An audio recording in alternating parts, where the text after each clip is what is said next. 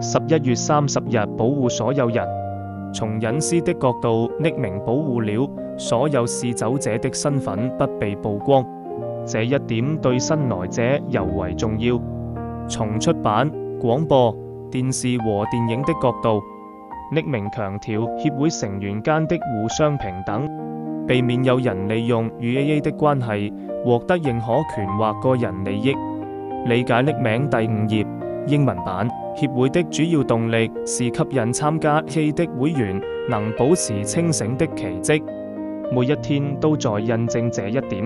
如果 AA 通過廣播或電視宣傳，使一個知名人士成為 AA 會員並使他變得清醒，這樣的宣傳會有害於協會。如果這些人碰巧又服飲，不了解情況的人就會認為我們的工作不夠強效，並懷疑這個奇蹟的存在。雖然 AA 協會不是匿名的，但他的會員必須匿名。